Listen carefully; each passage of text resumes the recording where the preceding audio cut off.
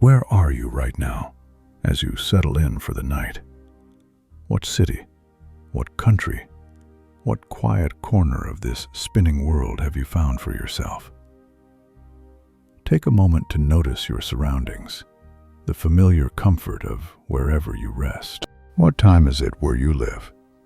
Is it late evening, those quiet hours after the world has slowed down?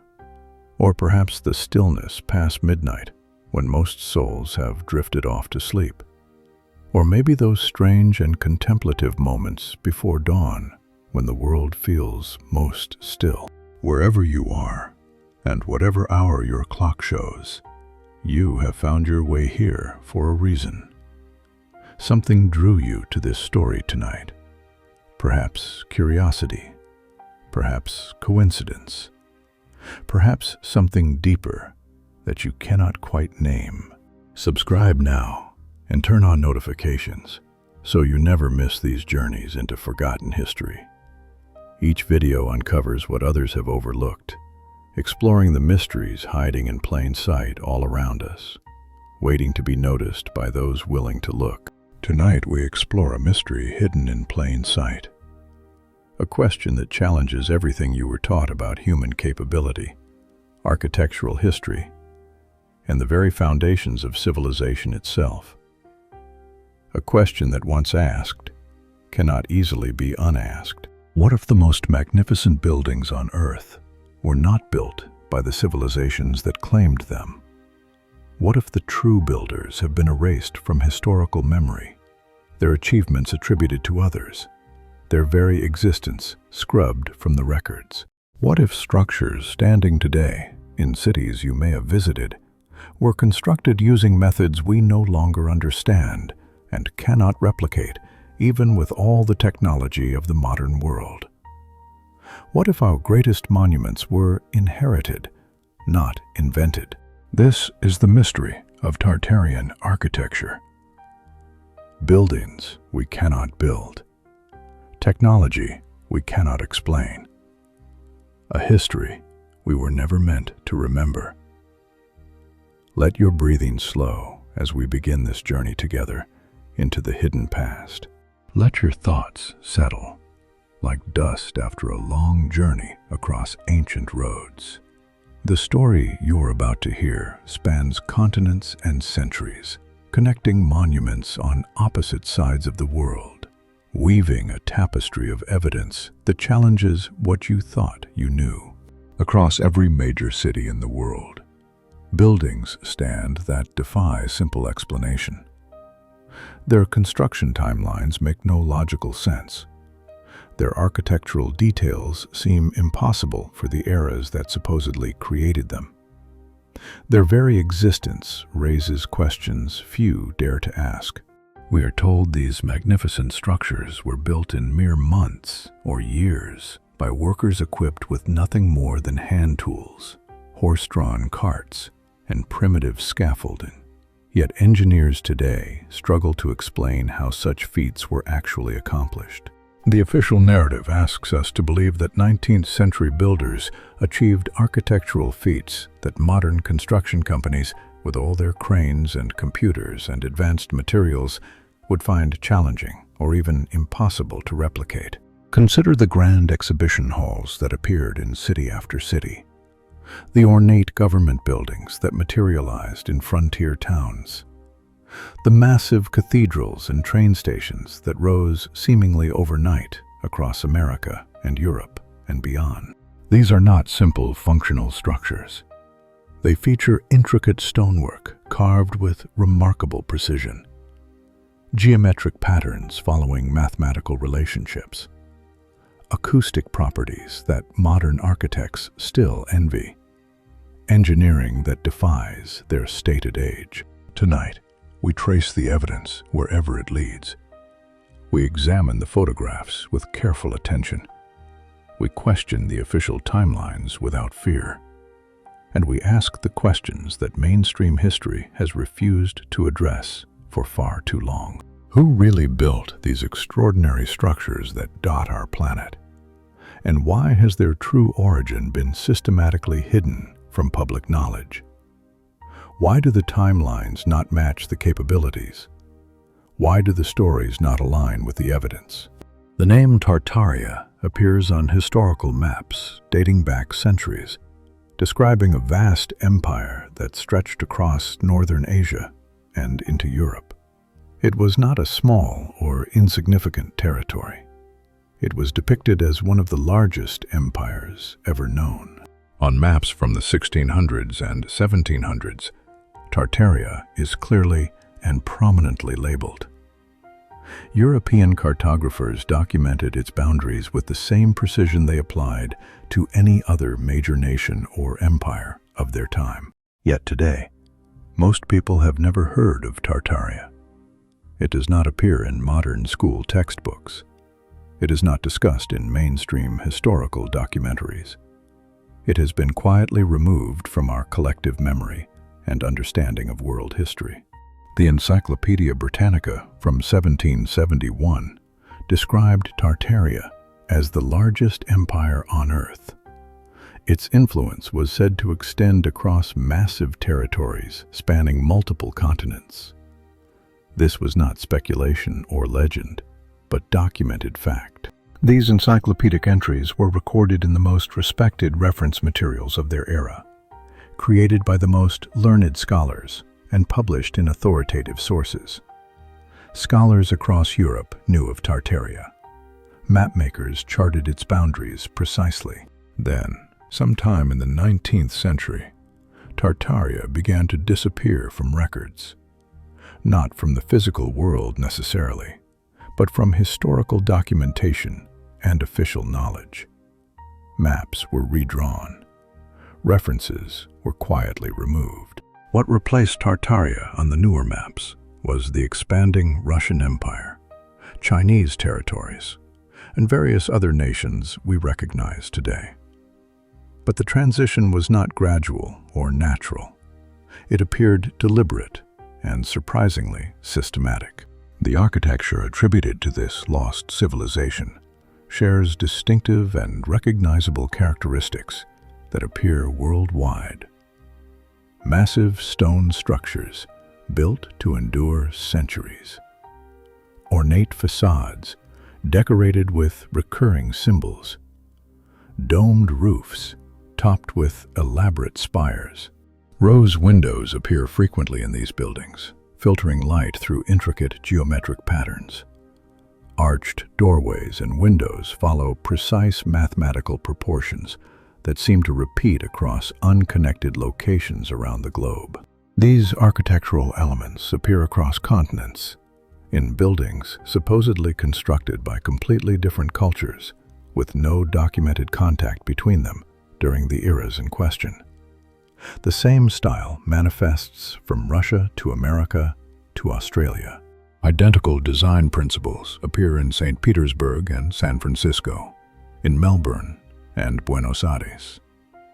Buildings separated by vast oceans and different historical narratives share unmistakable similarities that conventional explanations struggle to address.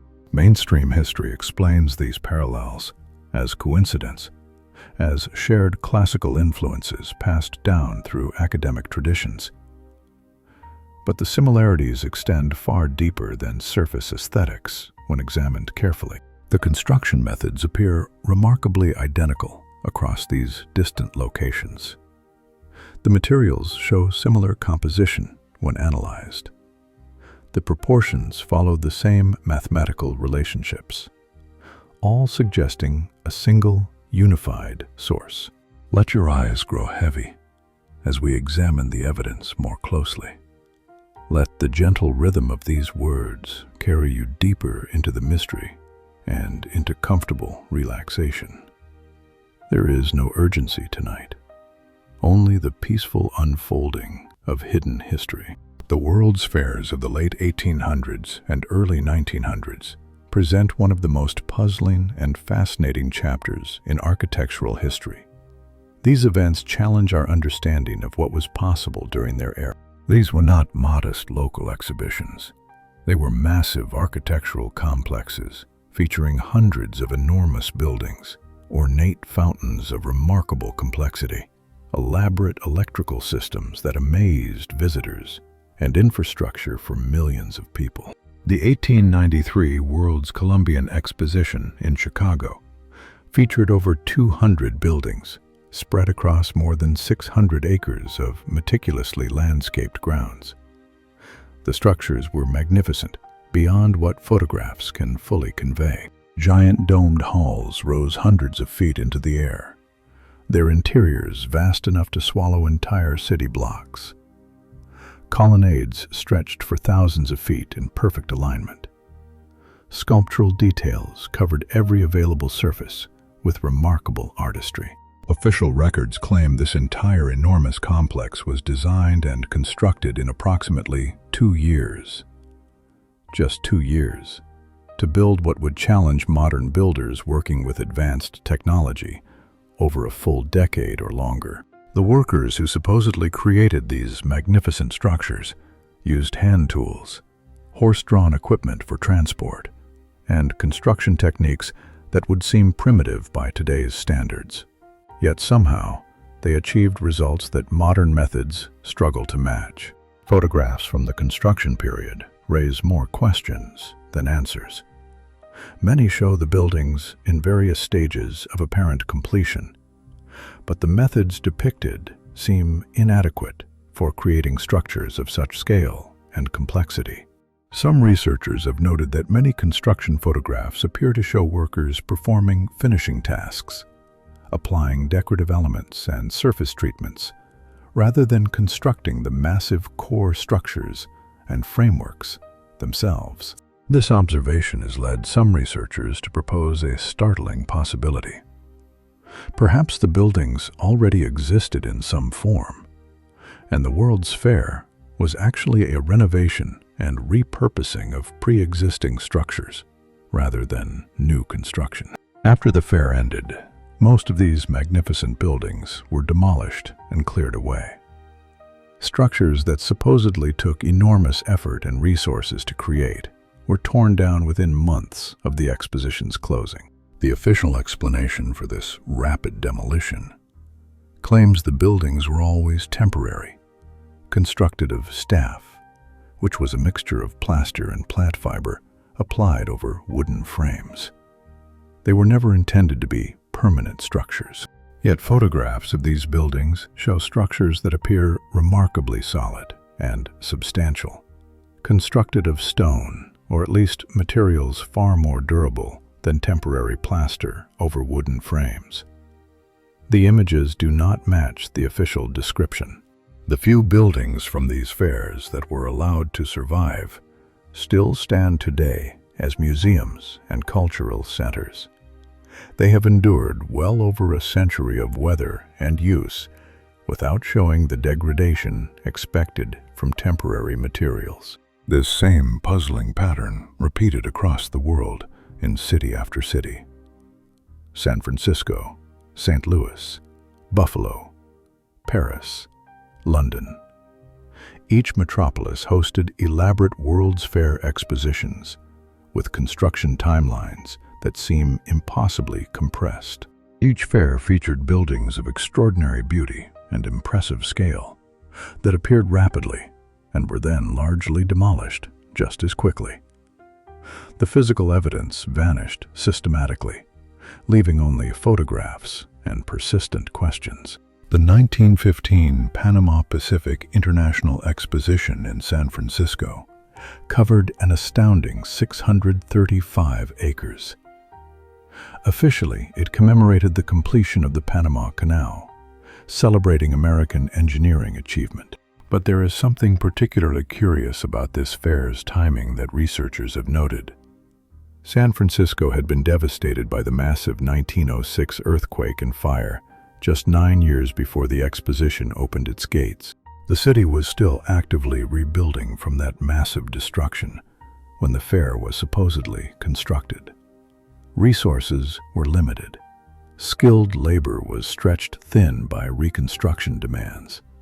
Yet somehow, a magnificent exposition materialized. The Palace of Fine Arts from that exposition still stands proudly today in San Francisco. Its massive central dome and elegant surrounding colonnades have survived over a century of earthquakes and weather, supposedly built as nothing more than a temporary hall. Temporary structures made of plaster and plant fiber do not typically survive major earthquakes, harsh coastal weather, and the passage of more than 100 years. Something fundamental does not align with the official story we have been told. Let your body sink deeper into comfort and rest as we continue exploring these mysteries together. The questions we raise tonight do not require immediate answers or conclusions. They simply invite you to notice what others have overlooked. Beyond the World's Fairs, cities across America feature buildings that challenge their official construction dates and circumstances. Courthouses, state capitals, city halls, and train stations display grandeur that seems disproportionate to their stated origins. Many of these impressive buildings appeared in small frontier towns that had barely existed as settlements just a few years before the structures were supposedly built. Towns with limited populations, minimal resources, and virtually no industrial infrastructure. Consider the state capitol buildings across America. Nearly every state possesses an elaborate capitol featuring impressive domes, classical columns, intricate stonework, and monumental scale that rivals the great buildings of European capitals. Many of these grand capitals were supposedly built in the mid to late 1800s, when these states were newly formed, sparsely populated territories lacking industrial infrastructure, skilled labor, and financial resources for such projects. The Texas state capitol provides a striking example of this phenomenon. Supposedly completed in 1888, it is the largest state capitol building in all of America, standing even taller than the National Capitol building in Washington. At the time of its supposed construction, Texas had a total population of only about 2 million people, spread across an enormous and largely undeveloped territory. The logistics of building such a massive structure seemed genuinely impossible. The building utilized red granite, quarried from a site approximately 50 miles away from Austin. Millions of pounds of heavy stone had to be transported by rail, cut with remarkable precision, and assembled into an architectural masterpiece. Workers supposedly accomplished this monumental task in just 6 years, using only the technology available in the 1880s. When examined closely and logically, these claims strain credibility beyond reasonable acceptance. Similar stories of improbable construction emerge from state after state across America. Magnificent buildings appearing in unlikely places, constructed in impossibly short time frames by populations that seem insufficient for the tasks described. The old post office buildings scattered across America tell a remarkably similar story. Ornate postal facilities were built in small towns throughout the nation, featuring architecture that rivals European palaces in their grandeur and craftsmanship. Why would a frontier town of only a few thousand people need a post office building that surpasses palaces built for European royalty?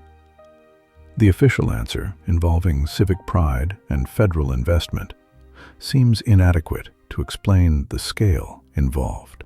The grand train stations of America present another architectural mystery demanding explanation. Grand Central Terminal in New York, Union Station in Washington, and dozens of other magnificent stations appeared across the country. These were not simple functional buildings designed merely to serve transportation needs efficiently. They were architectural masterpieces featuring soaring, decorated ceilings, intricate ornamental details, and engineering sophistication. Grand Central Terminal's main concourse features an enormous ceiling painted with constellations, arched windows flooding the vast space with natural light, and acoustic properties that allow whispers to travel mysteriously across the room. The building was supposedly constructed entirely between 1903 and 1913, a mere decade to create one of the most complex and beautiful structures in all of America. A building that still functions perfectly over a century later. During this same period, New York City was simultaneously constructing subway lines, skyscrapers, bridges, tunnels, and countless other major infrastructure projects. The available labor force would have been stretched far beyond reasonable capacity. Let your mind drift peacefully as we continue exploring these architectural impossibilities. There is no destination to reach tonight, only the gentle exploration of possibilities and the peaceful acknowledgement that official history may contain gaps. One of the most intriguing aspects of Tartarian architecture theory involves the buried first floors visible in many old buildings across cities worldwide.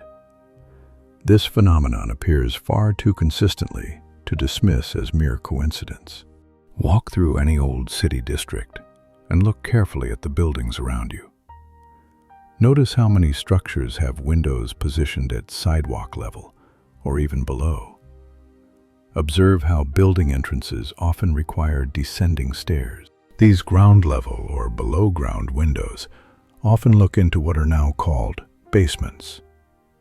But were they always basements? Many researchers believe these were once the original street-level floors, now buried beneath accumulated debris. The buried floor phenomenon appears worldwide with remarkable consistency. In cities across Europe, America, Asia, and Australia, buildings show clear signs of having sunk into the ground or been buried over time by material accumulation. Conventional explanations cite gradually rising street levels due to ongoing construction, infrastructure development, and urban renewal. Cities build on top of themselves over generations, raising the effective ground level incrementally. But some researchers propose a far more dramatic explanation for this worldwide phenomenon. They suggest a global catastrophic event deposited massive amounts of mud and debris, burying the first floors of buildings simultaneously worldwide.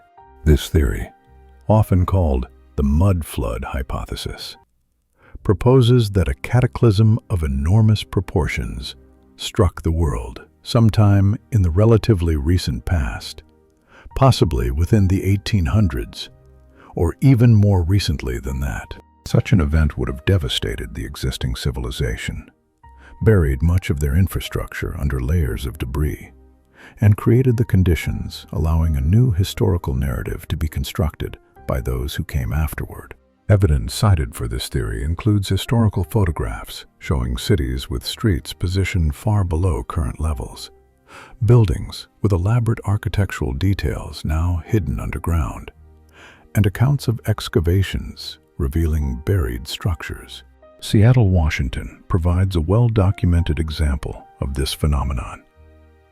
After the Great Fire of 1889 destroyed much of downtown, the city made a deliberate decision to rebuild at a higher elevation above the original street level. Today, tourists can walk through the famous underground Seattle attraction, exploring the buried first floors of buildings that once stood at street level. The city literally constructed a new ground level over its previous incarnation. Seattle's case is officially explained by deliberate civic planning following the fire. But the question becomes whether similar buried levels visible in other cities around the world share this same simple explanation. Historical photographs from the late 1800s and early 1900s frequently show excavation work in many cities. Workers digging to install utilities or construct foundations often revealed elaborate architectural features underground. Arched windows of considerable beauty, decorative stonework of obvious craftsmanship, and even complete storefronts appeared beneath what everyone assumed was simply natural ground level. These discoveries were often noted briefly and then forgotten. Let your breathing settle into an easy and comfortable rhythm as we continue our peaceful exploration together. There is no urgency tonight, only the gentle unfolding of questions that deserve thoughtful consideration and open-minded attention. Starforts represent another architectural mystery that spans the entire globe. These massive geometric fortifications appear on every inhabited continent, sharing remarkably similar designs despite being separated by vast distances. A starfort features a highly distinctive geometric shape when viewed from above.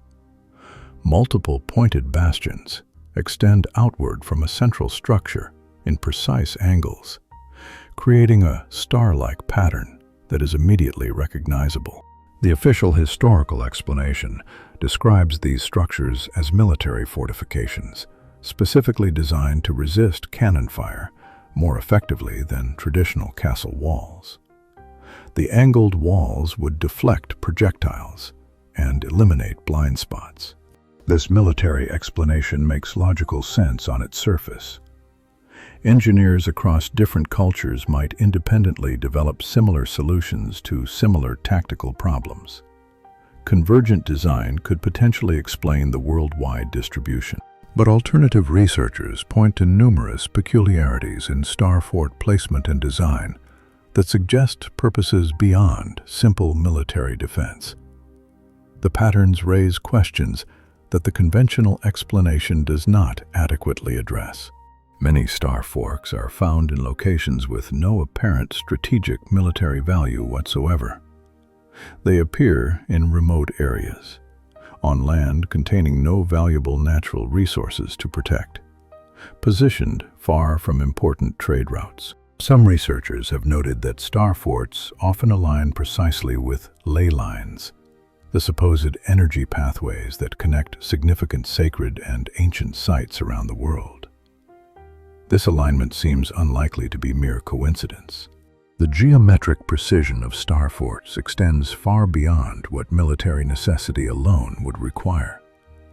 The angles follow mathematical relationships and proportions that suggest purposes more complex than simply deflecting cannonballs. Some theorists propose that starforts were actually energy generation or collection facilities rather than military installations. Their precise geometric shape may have interacted with atmospheric electricity or other natural energy sources. This intriguing theory connects to broader ideas about lost technology and free energy systems. If the previous civilization had mastered energy collection from the atmosphere, their infrastructure might reflect this advanced capability. The domes, spires, and ornate metalwork adorning Tartarian-style buildings may not have been merely decorative architectural flourishes. They may have served functional technological purposes related to energy collection and distribution. Consider the elaborate spires that top so many old buildings around the world. Churches, government buildings, and even private structures frequently feature intricate spires reaching upward toward the sky. These spires frequently incorporate metalwork, often copper or other highly conductive materials, arranged in specific configurations. Lightning rods serve as the official explanation, but some researchers see evidence of more sophisticated technology. Nikola Tesla famously demonstrated that atmospheric electricity could be captured and utilized for practical purposes. His ambitious Wardenclyffe Tower project aimed to provide free wireless energy distribution to the entire world. The Wardenclyffe project was abandoned when financial support was withdrawn before completion.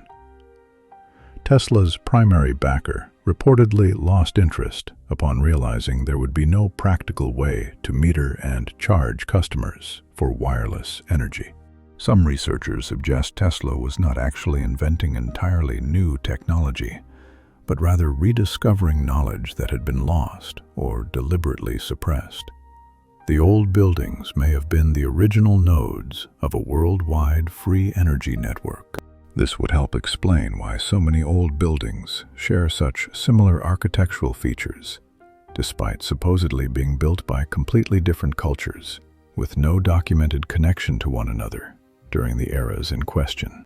The spires reaching skyward, the domes resonating with specific frequencies, the ornate metalwork conducting invisible currents, the precise geometric proportions, all might be elements of a unified technological system, rather than mere style. Let your mind drift freely as we consider these fascinating possibilities together. There is no requirement to accept or reject any theory tonight. Simply allow the ideas to settle where they will, and see what resonates. The orphan trains of America present another intriguing puzzle piece in this alternative history framework.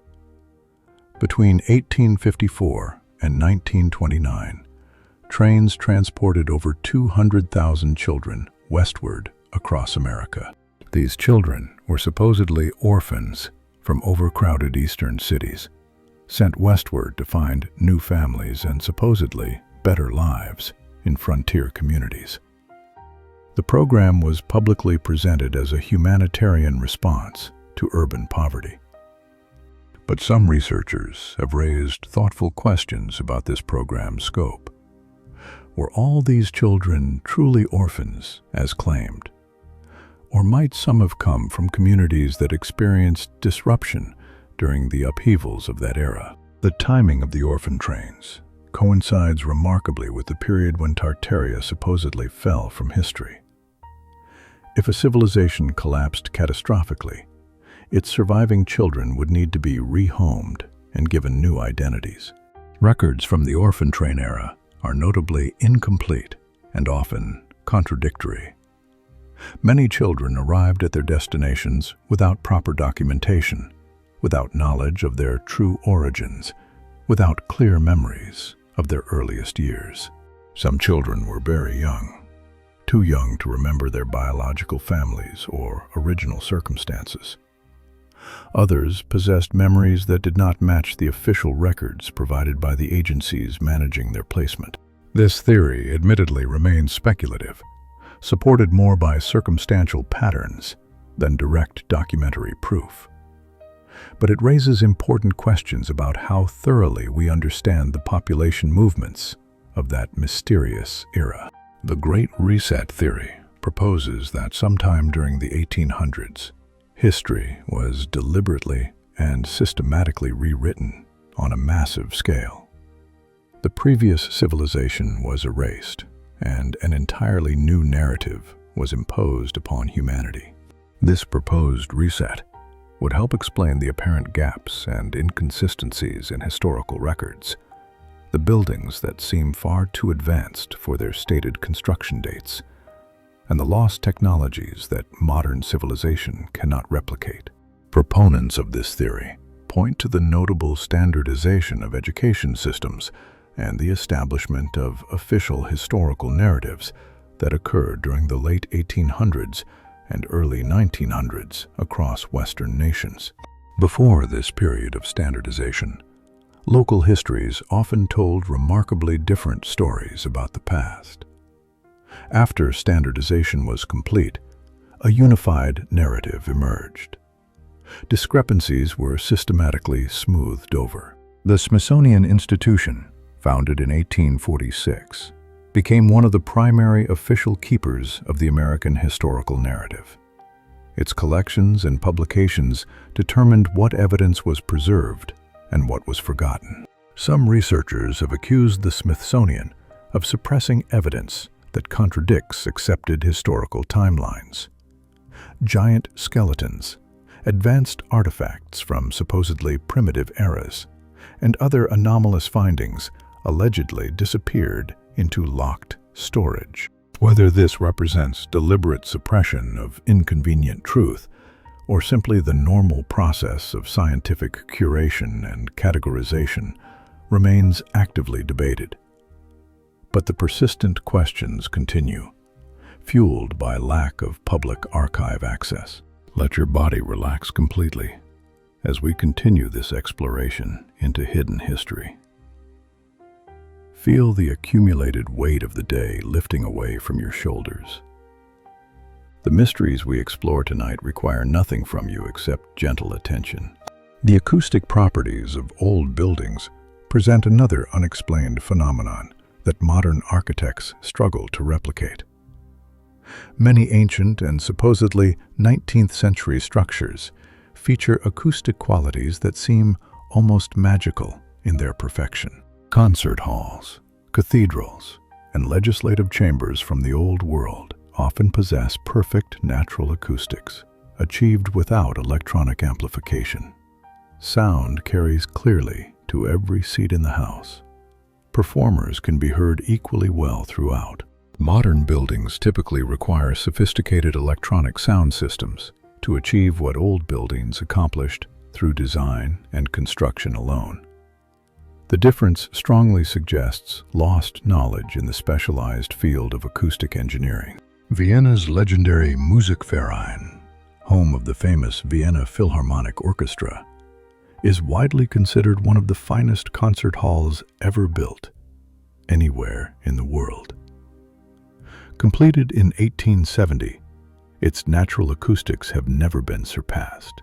Modern acoustic engineers have studied the Musikverein extensively using advanced measurement equipment. They understand many of its remarkable properties intellectually, but cannot fully explain why it works so perfectly or reliably replicate its success. The same acoustic mystery applies to other historical performance venues around the world. Amsterdam's renowned Concertgebouw, Boston's Symphony Hall, and dozens of other 19th century halls consistently outperform their modern counterparts. Some researchers suggest these exceptional buildings were designed using sophisticated knowledge systems we no longer possess or understand. The builders clearly comprehended principles of sound propagation and resonance that have since been forgotten. This observation connects to broader theories about various lost technologies of the past.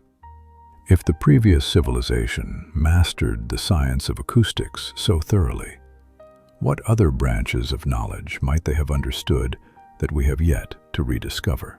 The climate control systems in old buildings raise similar, fascinating questions.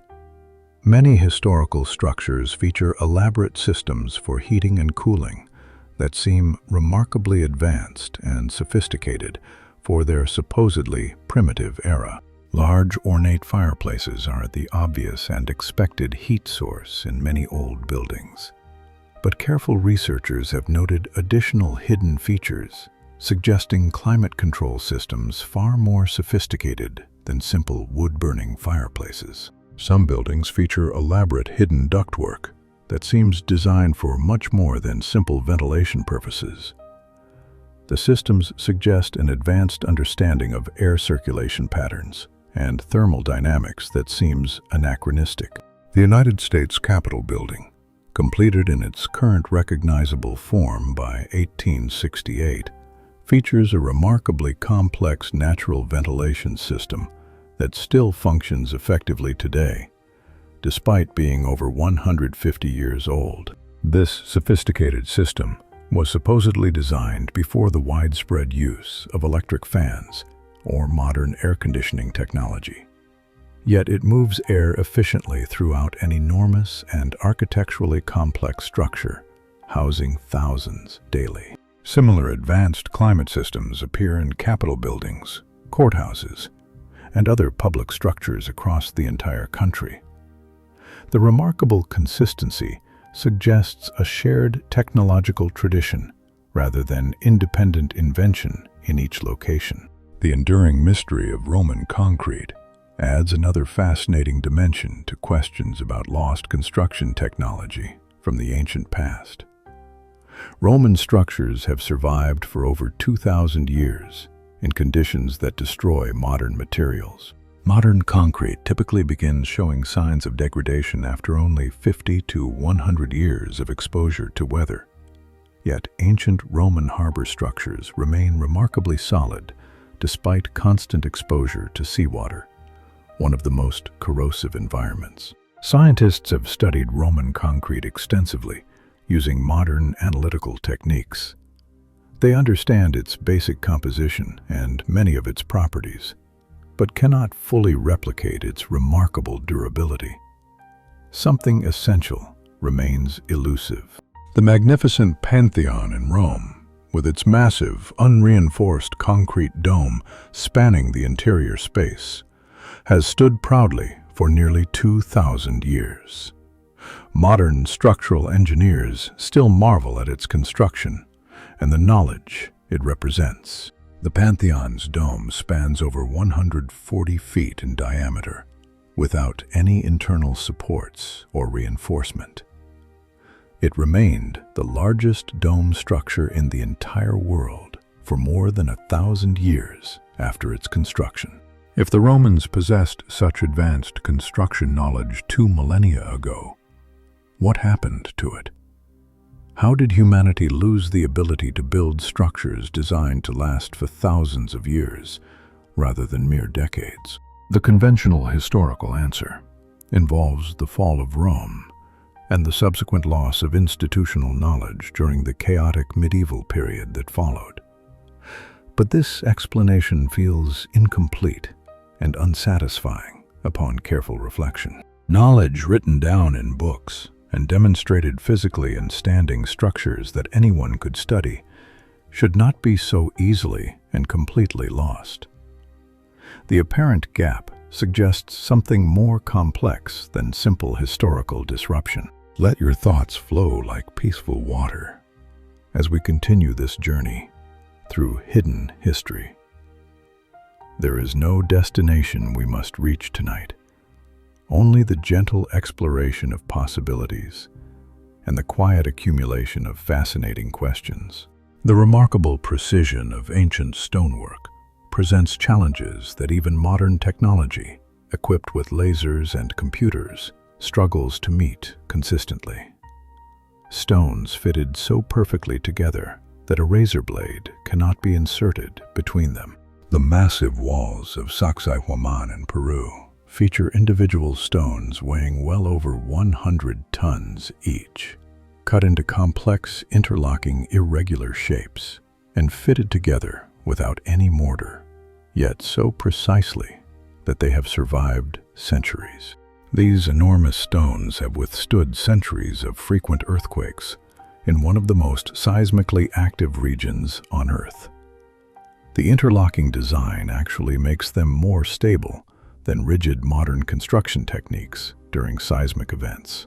Conventional archaeology attributes these remarkable structures to the Inca civilization, using only bronze tools and enormous amounts of coordinated manual labor. But the precision achieved seems to exceed what such primitive methods could accomplish. Similar precision in ancient stonework appears in Egypt, in Turkey, in Japan, in locations around the world that had no documented contact with one another during the supposed construction periods. The same impossible craftsmanship manifests globally. The Great Pyramid of Giza remains perhaps the greatest architectural mystery of all human history. Built with over 2 million stone blocks, each weighing several tons on average, arranged with astonishing precision into a monument that has endured millennia. The pyramid's base is leveled to within less than 1 inch across 13 full acres of construction. The corners are aligned to the cardinal directions with accuracy that modern surveying equipment would struggle to improve upon significantly. Conventional dating places the pyramid's construction around 2,500 years before the Common Era. Workers supposedly accomplished this superhuman precision using nothing more than copper tools, wooden sledges, and coordinated brute force. Modern engineers have attempted various explanations for how this construction might have been accomplished with ancient technology. Each proposed explanation raises new questions and problems. The logistics seem impossibly complex under any analysis. Some estimates suggest the pyramid would have required placing one massive stone block every 2 minutes, continuously, 24 hours a day, for approximately 20 years. The labor force and coordination required would have been absolutely enormous. Alternative researchers propose that the Egyptian pyramids may be far older than conventional archaeological dating suggests. They may represent the work of a previous advanced civilization, whose true history has been lost or deliberately hidden. Water erosion patterns on the walls of the Sphinx enclosure suggest extended exposure to rainfall that ended over 7,000 years ago in that region. This geological evidence would push the monument's true age back dramatically. Geologist Robert Schoch has documented these distinctive erosion patterns extensively through careful field research. His controversial findings strongly suggest the Sphinx predates the Egyptian civilization traditionally credited with its construction. If the Sphinx is indeed far older than officially believed, what else might be older than we have been taught? What else might belong to a previous advanced civilization whose very existence has been systematically erased from official history? These ancient questions connect directly back to the Tartarian architecture hypothesis we have been exploring. Perhaps the patterns we observe in supposedly 19th century buildings are actually far older than their official construction dates claim. Perhaps these magnificent buildings were inherited by later populations rather than actually constructed by them. Perhaps the official timelines conceal a far more complex truth about human history than we have been permitted to know. Allow your eyes to close if they have not already. Let the comfortable darkness behind your eyelids become a peaceful screen on which these mysteries can gently play without demanding resolution or conclusion tonight.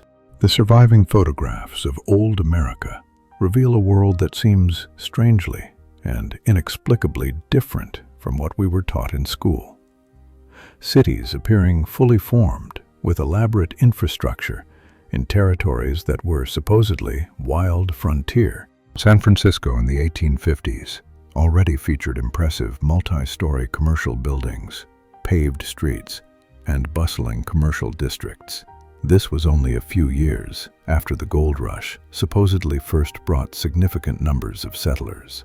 The official historical narrative tells us that hardy pioneers built these sophisticated cities entirely from scratch, hauling materials across an entire continent with no railroads, constructing complex structures with severely limited tools and expertise. But the photographs tell a different story. They show cities that look established and permanent, far more developed than mere years of settlement could possibly explain, under even the most optimistic assumptions about pioneer capabilities. Many early photographs also show remarkably few people visible anywhere in the frame. Vast city streets stand empty and silent. Grand buildings appear unoccupied and unused. The world captured in these images looks abandoned rather than newly built. Conventional photographic historians explain this emptiness by citing the long exposure times required by early camera technology. People moving through the frame during exposures would not register clearly. Only motionless buildings remained visible. This technical explanation makes sense within the limitations of early photography, but some researchers find the consistent pattern suspicious nonetheless. Why do so many early photographs seem to deliberately document empty infrastructure? Could these photographs actually document a process of repopulation, a new society moving into structures left behind by a previous civilization that had vanished? The evidence is circumstantial, but the pattern is undeniably intriguing. The architecture visible in these early photographs often seems completely out of place for its supposed frontier context. Ornate classical buildings appearing in rough frontier towns, massive civic infrastructure in sparsely populated territories. City halls appropriate for major European capitals somehow materialized in small American towns with populations of only a few thousand residents. The scale of these buildings simply does not match the stated circumstances of their supposed construction. The standard narrative of westward expansion tells us these impressive buildings represented American ambition and confidence, a young nation building infrastructure for anticipated future growth. Optimism supposedly drove construction beyond immediate needs, but ambition and optimism alone cannot explain the logistics of construction. Resources, skilled labor, and time were all in extremely short supply on the American frontier. Yet these impressive buildings appeared nonetheless, as if by magic. The expanding railroad network that eventually connected America is often credited with enabling this rapid Western expansion and development. Trains brought materials and workers to previously inaccessible regions, making large construction possible. But many of the most impressive buildings predate the railroad's arrival in their regions by years or even decades. They appeared before the infrastructure that supposedly made their construction possible even existed to deliver materials. This chicken and egg problem pervades the official narrative of American expansion. Infrastructure appears before the means to build it could have existed. Populations appear before the buildings to house them had supposedly been constructed. Let the rhythm of your slow breathing carry these thoughts gently through your mind.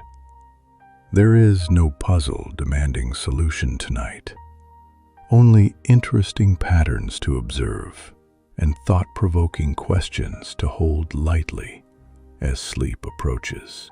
The Cathedral Builders of medieval Europe present yet another fascinating chapter in this mystery of impossible construction. Gothic cathedrals supposedly took centuries to complete, we are told. Multiple generations devoted entire lifetimes to single buildings. Notre Dame de Paris required over 100 years of continuous construction effort. Cologne Cathedral took an astounding 600 years from foundation to completion. These timelines supposedly demonstrate the devotion of medieval craftsmen, but some researchers question whether medieval Europe actually possessed the economic resources for such ambitious, multi-generational construction projects. Populations were small. Technology was limited. Most economies were agricultural. How did relatively small medieval towns realistically support construction projects that would strain the resources of modern major cities? Where did all the stone come from? How was it transported and lifted into place with such limited technology? The flying buttresses of Gothic architecture distribute tremendous structural forces outward and downward. The rose windows filter light through intricate geometric patterns. The acoustic properties create interior spaces of transcendent sound quality. Every element of Gothic cathedral design suggests sophisticated engineering knowledge that supposedly emerged from the so-called Dark Ages, a period when learning and technical capabilities were supposedly in steep decline across Europe. Alternative researchers suggest these magnificent structures may actually be far older than medieval dating suggests. Perhaps they predate the medieval period entirely. Perhaps their true builders and the knowledge they possessed have been deliberately forgotten. The Gothic architectural style appeared suddenly in 12th century France, in a form that was already fully developed and sophisticated. There is remarkably little evidence of gradual developmental stages. The advanced techniques seem to have arrived complete.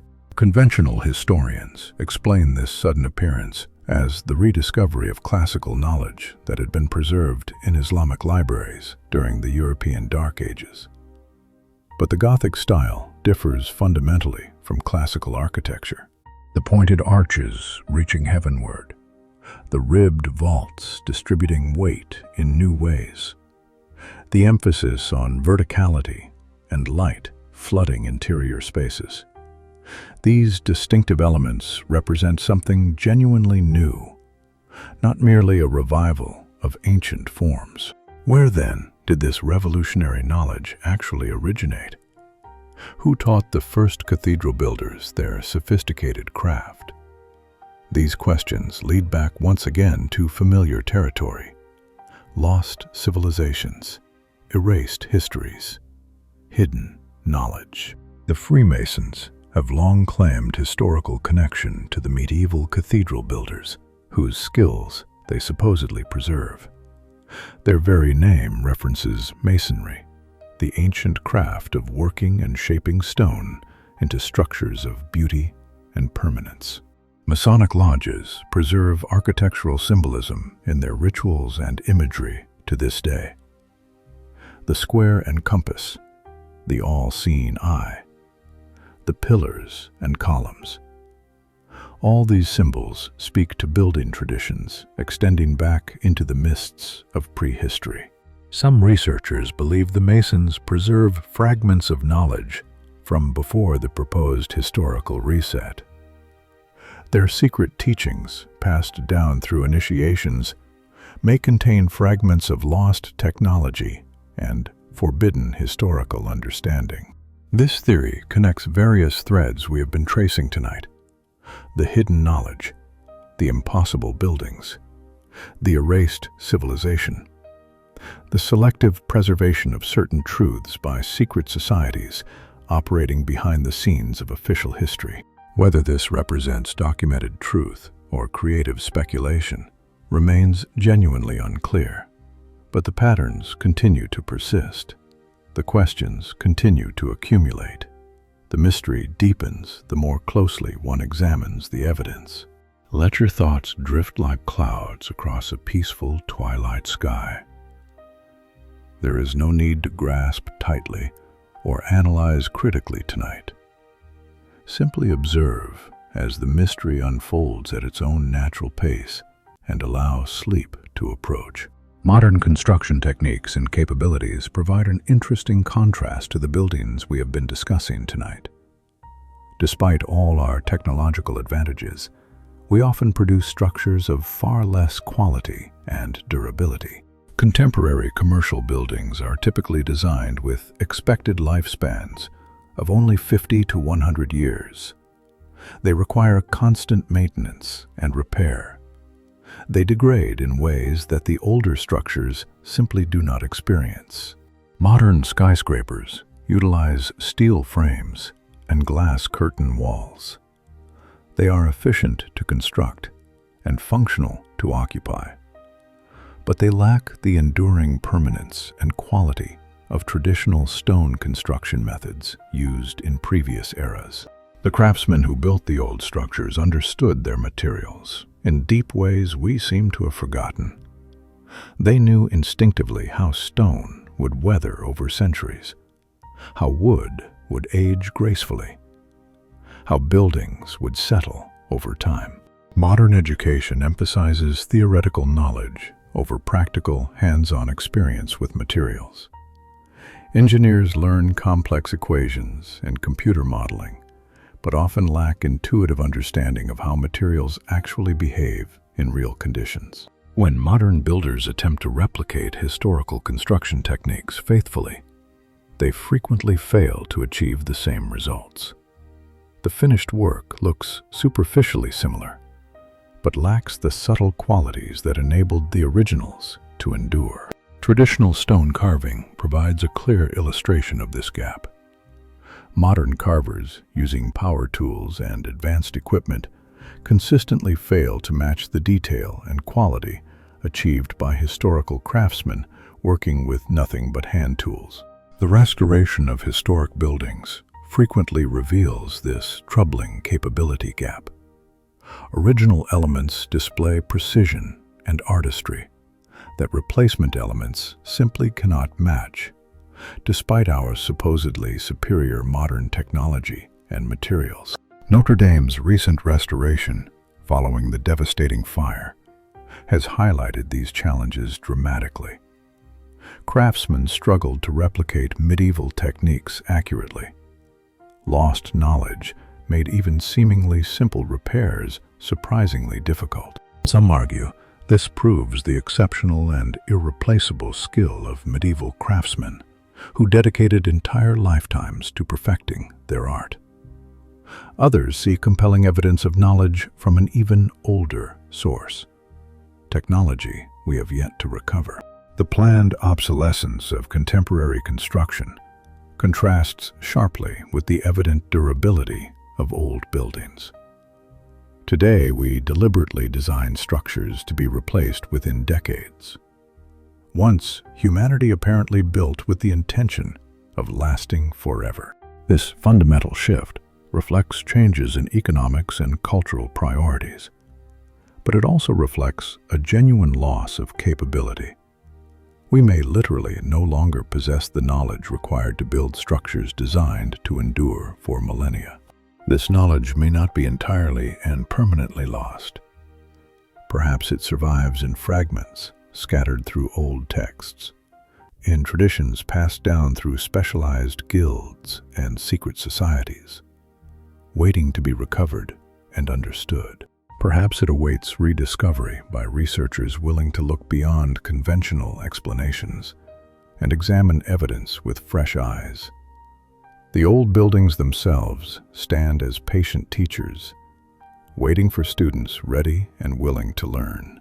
Feel your body growing heavier and more deeply relaxed with each passing moment.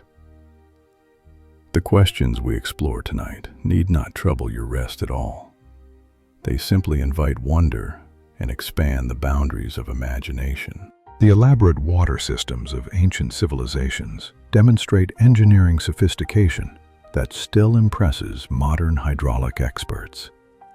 Aqueducts, sewers, and public fountains showed deep understanding of how water moves through systems. Roman aqueducts delivered fresh water across many miles of varied terrain, using nothing but carefully calculated gravity. The grades were calculated with remarkable precision, dropping only inches per mile in some sections to maintain steady flow. Without any modern surveying equipment or computers, Roman engineers achieved surveying accuracy that modern technology sometimes struggles to significantly improve upon. Their methods for achieving such precision remain only partially understood. The magnificent Pont du Gard aqueduct bridge in France spans over 160 feet horizontally and rises nearly 160 feet vertically. It has survived almost 2,000 years of weather, floods, and human activity. Modern attempts to construct comparable aqueduct structures using documented Roman techniques have proven surprisingly challenging. The combination of structural engineering and precise hydraulic calculations is genuinely difficult to achieve. Underground water systems present similar enduring mysteries. Ancient Persian qanats tap deep underground aquifers and deliver water through gently sloping tunnels, some extending for many miles through mountains and deserts. These ingenious systems have provided reliable water supplies for thousands of years, sustaining agriculture and human settlements in arid regions. They require no mechanical pumping, using only gravity and clever engineering to move water.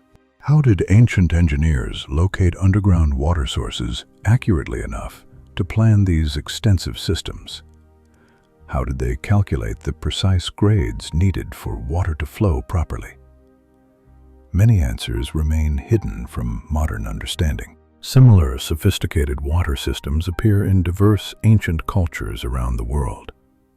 The Nazca of Peru, the Khmer of Cambodia, the Maya of Central America, all independently developed remarkably sophisticated hydraulic engineering capabilities.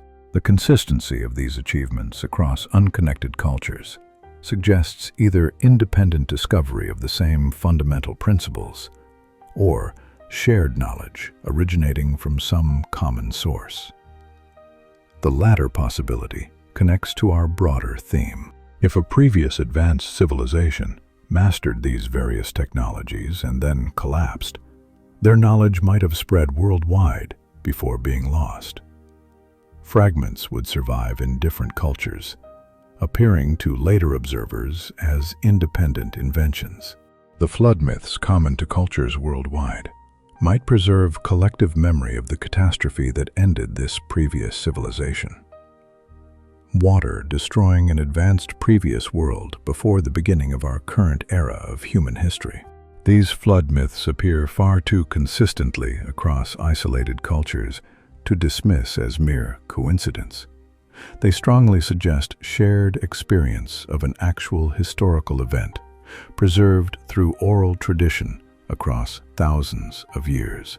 The Younger Dryas impact hypothesis proposes that cosmic impacts around 12,000 years ago triggered massive flooding and abrupt climate change, dramatically ending the last ice age and transforming the entire planet.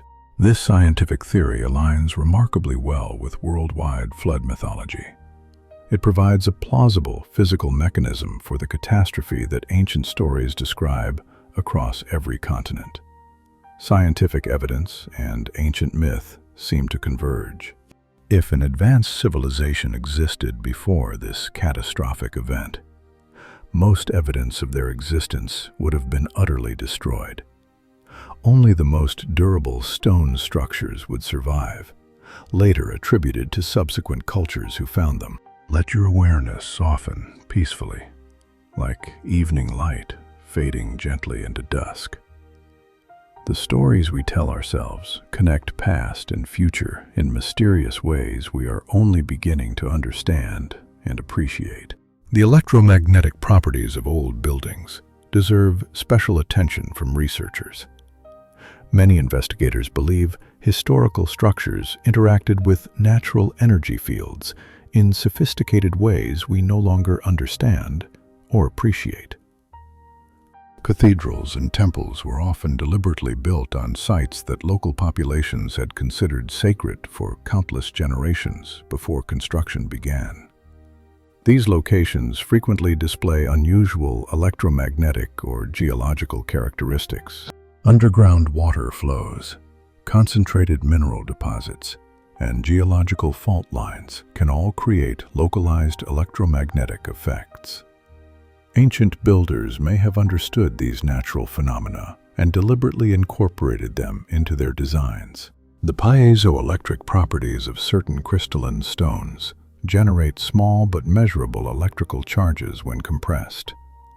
Quartz crystals naturally present in granite and other common building stones exhibit this fascinating electrical property. Some researchers theorize that massive stone structures could potentially generate or amplify electromagnetic fields through piezoelectric effects. The buildings themselves might have functioned as sophisticated energy generation or collection devices. This theory remains speculative but genuinely intriguing. If true, it would help explain the consistent worldwide use of specific stone types and the remarkably precise geometric placement of major structures around the globe. The Great Pyramid's granite chambers have shown unusual electromagnetic properties in various scientific measurements. Some researchers believe the pyramid may have functioned as a sophisticated power generation system rather than merely a royal tomb. Nikola Tesla firmly believed the Earth itself contained immense energy that could be tapped for human use with proper understanding. His experimental work suggested that properly designed structures could indeed access and channel this natural energy. Perhaps the old buildings were functional parts of such a planetary energy system. Their distinctive domes, tall spires, and precise geometry might have served technological purposes beyond mere aesthetics. Technology disguised as beautiful architecture. The mud flood hypothesis connects to these energy theories in interesting ways. If the previous civilization was powered by atmospheric electricity collected through their buildings, a catastrophic reset would have disrupted their entire technological infrastructure. Buildings originally designed to collect and distribute free energy would have fallen silent after such a catastrophe.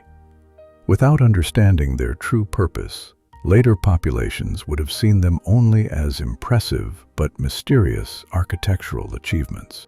The transition to fossil fuels and electrical grids during the late 1800s might represent not progress from primitive conditions, but recovery from catastrophic loss. Humanity painfully rediscovering energy technologies in crude new forms. This perspective dramatically reframes our understanding of the Industrial Revolution. Perhaps it represents not a triumphant ascent from ignorance to enlightened knowledge, but a partial and incomplete recovery from catastrophic civilizational loss. Let these ideas wash peacefully over you, like gentle waves on a quiet shore. There is no need tonight to accept or reject any particular theory. Simply allow the possibilities to expand the comfortable borders of your imagination. The historical mapping of Tartaria provides concrete, documentary evidence that something significant has indeed been erased from official historical records. Old maps clearly show this empire. Modern maps do not acknowledge its existence. Maps from the 1600s prominently show Grand Tartary occupying most of northern Asia. The territory extended from the Caspian Sea in the west to the Pacific Ocean in the east, a truly enormous expanse of land. These were not speculative sketches or imaginative illustrations.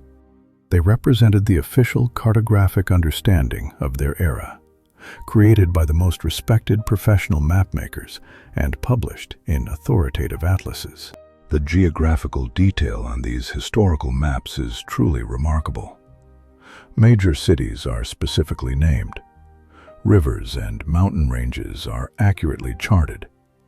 Political boundaries are carefully drawn. Tartaria was documented as thoroughly as any nation.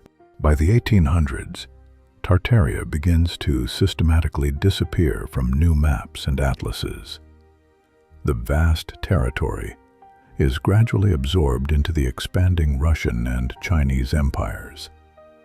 The very name fades entirely from common usage. Conventional historians explain this disappearance as the natural absorption of a loose confederation of nomadic peoples by more organized neighboring states. Tartaria was merely a geographical term of convenience, not a unified empire. But the encyclopedias of the 1700s describe Tartaria quite differently. They speak in detail of its government, its distinct customs, its capital city. They describe a genuine organized civilization, not merely scattered nomadic tribes. The 1771 edition of Encyclopaedia Britannica specifically mentions that Tartaria's government was despotic and its laws mysterious to outside observers. This detailed description suggests an organized political state. What actually happened to this well-documented civilization? Did it simply dissolve peacefully into neighboring, expanding empires? Or did something far more dramatic occur? Something that required the systematic rewriting of historical records. The timeline of Tartaria's disappearance from maps coincides closely with significant global events. Volcanic eruptions, mysterious widespread famines, and social upheavals all marked the early 1800s across the Northern Hemisphere. 1816 became infamous as the year without a summer. Crops failed catastrophically across the Northern Hemisphere. Temperatures dropped dramatically throughout the growing season. The precise cause remains debated by scientists. The official scientific explanation blames the massive eruption of Mount Tambora in Indonesia. But some researchers question whether volcanic activity alone could fully explain the severity and extended duration of the documented effects. Could a larger and more complex catastrophe have occurred during this period? Something that not only affected global climate, but also destroyed an entire civilization and necessitated the careful construction of a new official historical narrative. The Napoleonic Wars disrupted and destroyed much of the documentary record from this crucial period. Archives were burned, libraries were looted and scattered. Historical continuity was violently broken across much of continental Europe. Some researchers view this widespread destruction as suspiciously convenient for those constructing new historical narratives. Gaps in documentary records allowed new stories to be created and established without fear of contradiction. Whether this destruction was deliberate policy or unfortunate coincidence, the practical effect was identical. A civilization vanished from collective memory. Its buildings remained, but were attributed to new builders. Its true history was erased. Feel the gentle weight of approaching sleep settling over you. The mysteries of hidden history will remain here when you wake refreshed. For now, let them accompany you peacefully into restful and restorative slumber. The strong resistance to alternative historical theories reveals something interesting about how human societies relate to their collective understanding of the past. Official narratives are protected with remarkable intensity against questioning. Academic careers depend fundamentally on adherence to accepted timelines and interpretations. Publications, research grants, and institutional positions all require working within established frameworks. Challenging consensus carries professional risk. This creates a powerful, self-reinforcing system that resists change. New evidence that contradicts accepted historical understanding is marginalized. Researchers who pursue alternative theories find themselves excluded from mainstream discussion. This pattern appears across many scientific and academic fields beyond history. Geology, archaeology, physics, and biology all show similar resistance to paradigm shifts. Established views persist until overwhelming evidence accumulates. This does not mean all alternative theories are automatically correct or deserve acceptance. Many are poorly supported by evidence, speculative, or simply wrong. But the existence of institutional resistance itself tells us something worth noting. Truth does not require protection through institutional power. Facts ultimately speak for themselves. When questioning is punished rather than welcomed as scientific inquiry should be, we should wonder what might be hiding beneath the surface.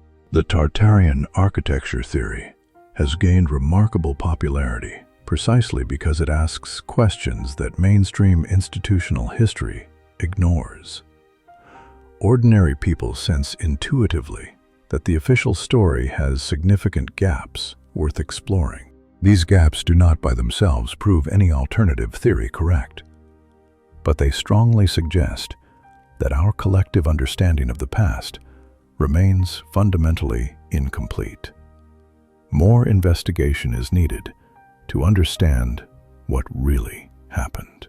The internet has enabled researchers operating outside traditional academia to share their findings and theories globally. Information that once would have remained obscure now circulates to millions of curious minds seeking answers. This democratization of research and information sharing has both significant benefits and notable drawbacks. More independent eyes examine the evidence than ever before, but quality control becomes difficult. Speculation freely mixes with facts. The careful observer must navigate wisely between the extremes of excessive automatic skepticism and excessive uncritical credulity. Neither dismissing all alternative theories reflexively, nor accepting them without careful examination, serves truth well.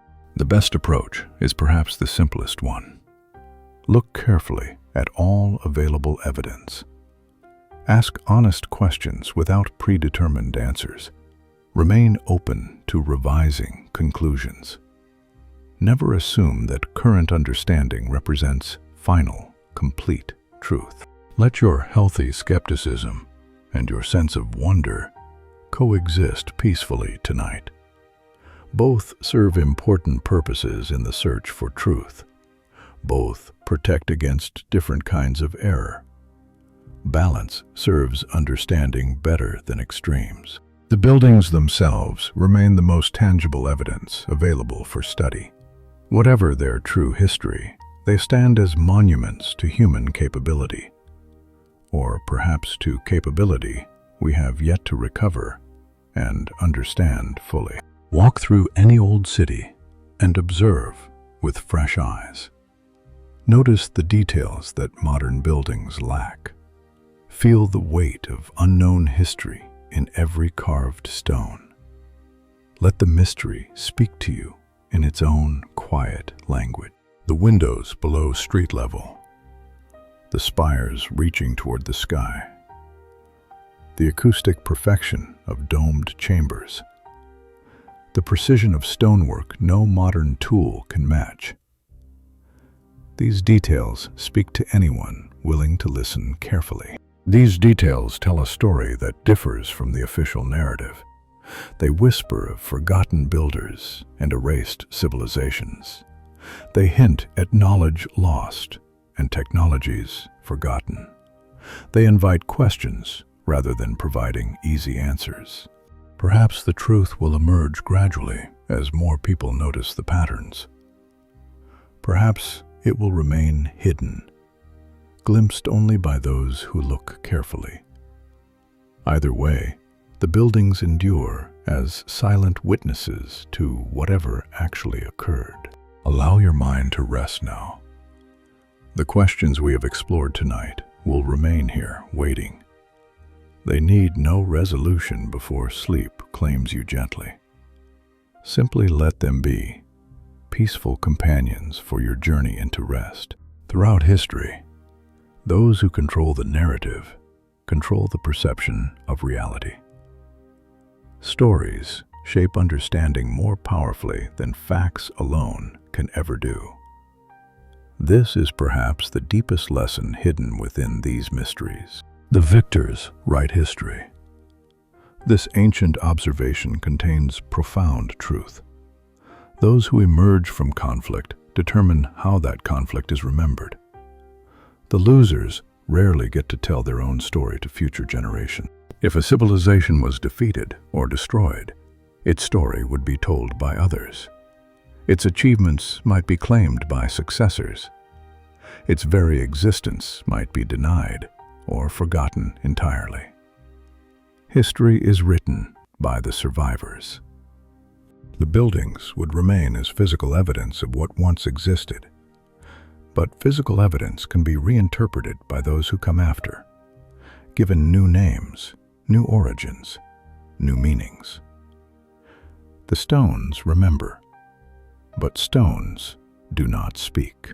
This is perhaps the most unsettling aspect of the Tartarian hypothesis. Not that a civilization was lost, but that its loss could be so thoroughly hidden from collective memory. How complete an erasure is actually possible? If it happened once in the past, could it happen again in the future? Could our own civilization be erased, our achievements attributed to others, our history rewritten beyond recognition by those who come after?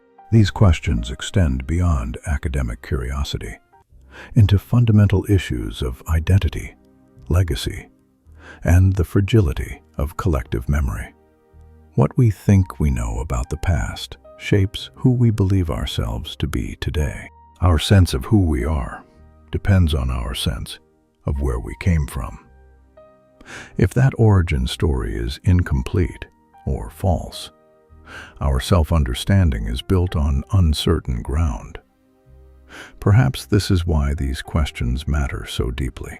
Perhaps this is why alternative history attracts such passionate interest from so many people. It offers the possibility of recovering something lost, of understanding ourselves more completely, of reconnecting with forgotten roots. Whether or not the Tartarian theory proves accurate in its specifics, the search itself has genuine value. Questioning assumptions keeps minds flexible. Examining evidence builds critical thinking. Wonder expands the boundaries of possibility. The buildings we have discussed tonight deserve attention regardless of their true origin. They represent human achievement at its highest expression. They inspire awe across the centuries that separate us from their creation. Let that awe accompany you into sleep tonight. The wonder that humans felt looking at these structures for the first time. The same wonder we can still feel today when we truly observe them with open and curious eyes. The night deepens around you. The world grows quiet. Your body has found its resting place.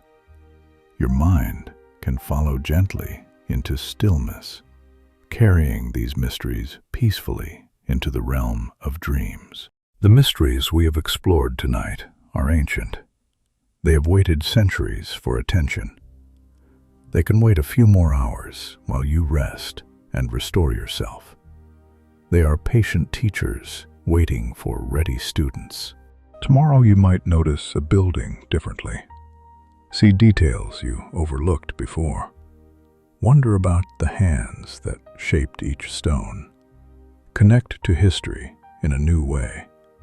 But that is for tomorrow, not for tonight. For now, let all questions rest. Let all theories settle. Let only peace and comfort remain as you drift gently toward sleep. The world will still be waiting when you wake, full of wonders to explore. The great buildings of the world stand watch tonight, as they have for centuries. Silent guardians of secrets we are only beginning to suspect. They keep their own counsel beneath the turning stars. In cities across every continent, domes and spires reach toward stars that have witnessed the rise and fall of civilizations beyond counting. The same stars shine on you tonight, wherever you rest. Those stars shine now on you, wherever you are. The same light that fell on unknown builders long ago. The same light that will shine on generations yet to come. We are all connected across time by that constant light. We are connected across time by wonder, by the human capacity to create beauty and meaning, by the desire to understand our place in the vast story of existence. That connection transcends all boundaries. That story continues to unfold.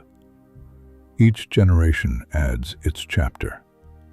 Each discovery rewrites what we thought we knew. The past is never truly settled. The future remains unwritten and full of possibility. Perhaps you will be part of that unfolding story. Perhaps questions raised tonight will lead you to observations that change understanding. Perhaps you will be the one who finally sees what others have missed. For now, simply rest. Let your breathing find its natural rhythm. Let your thoughts grow soft and distant. Let sleep embrace you gently, holding you safe through the quiet hours of darkness. The buildings will be there when you wake. The mysteries will remain. The search for truth continues, always. Tonight, you have done your part simply by listening with an open heart and curious mind. As consciousness fades, carry with you the image of a world more wondrous than we were taught. A history more complex than textbooks allow. A future more open than certainty would suggest. Carry the questions lightly. They are companions for the journey, not burdens to bear. They open doors rather than close them. They expand rather than limit. They invite wonder rather than demand answers, and carry the wonder, that sense of standing before something vast and mysterious, something that invites exploration without demanding answers, something that makes the world feel larger and more magical. The wonder is perhaps the greatest gift these old buildings offer. Not certainty, but invitation. Not answers, but better questions. Not conclusions, but endless, fascinating openings to explore. Sleep now. Rest deeply. Dream perhaps of towering domes and endless colonnades, of starlight falling on ancient stone, of secrets waiting to be found, of mysteries that make life rich with meaning. The night holds you safely. The darkness wraps around you like a comfortable blanket. Peace settles over your body and mind. All is well. All will be well. Rest now in perfect comfort. When morning comes, the world will be waiting with all its wonders. The buildings will still stand proudly. The questions will still invite exploration. But that is for tomorrow. Tonight belongs to rest, to peace, and to gentle restoration. Tonight belongs to the quiet peace that comes when the searching mind finally settles, when questions can be held without needing answers, when wonder can exist without needing proof. Let go of all thoughts now. Let them drift away like leaves on a slow stream, floating gently out of sight, leaving only stillness behind, only peace, only the gentle approach of sleep. Your breath moves softly in and out, steady and calm. Your heartbeat marks time's gentle passage through the night. Your body knows exactly what to do. Trust its ancient wisdom. Trust the peaceful night. Trust the natural process of rest and renewal. The great stone buildings across the world sleep too in their own way, standing in comfortable darkness, waiting patiently for dawn, enduring as they always have through countless nights. You are part of that same enduring world tonight. You are part of the same world that created these wonders. The same spark of consciousness that wondered about the sky and built toward it. That connection never breaks. It endures across all time. Through time and across distances, humanity reaches toward understanding. Tonight, you reached with us. Tomorrow, the reaching continues. Always forward, always questioning, always growing in wisdom. But not now. Now is for peace and comfort. Now is for rest and restoration. Now is for letting go of everything except the simple comfort of being present in this moment. Let that comfort surround you completely like a warm embrace. The mystery of the old buildings will wait. The question of lost civilizations will keep. The search for truth is patient. It understands that rest is part of the journey. It honors your need for peace. So rest now, without worry or concern. Let the world turn without your attention for a while. Let others carry the watch while you sleep peacefully. Your time will come again with the morning light, renewed and refreshed. May your sleep be deep and wonderfully restorative tonight. May your dreams be peaceful and pleasant companions. May you wake refreshed and ready to see the world with wondering eyes once more, carrying the questions lightly forward. The buildings stand eternal. The questions remain patient. The truth waits to be found by curious minds. And you, dear seeker of hidden knowledge, you rest well tonight. You have earned this peace. You have earned this restful sleep. Good night, fellow explorer of mysteries. May the ancient buildings guard your dreams tonight, and may you wake with fresh eyes to see the wonders that surround you. Sleep peacefully now. The journey continues tomorrow.